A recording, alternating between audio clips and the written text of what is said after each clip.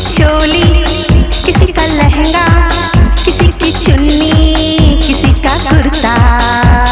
हे हे हे किसी की चोली, किसी का लहंगा, किसी की चुन्नी, किसी का कुर्ता।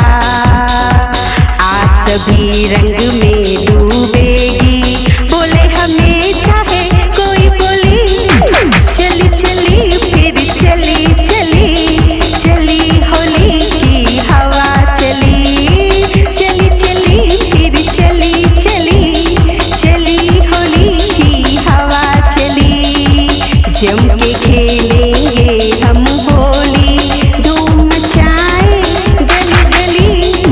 चली चली फिर चली चली, चली होली की हवा चली।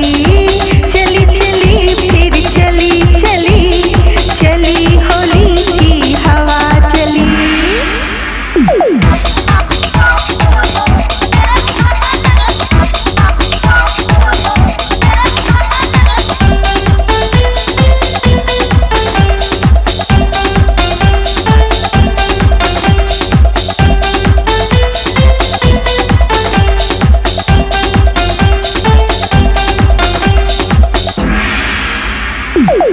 कोई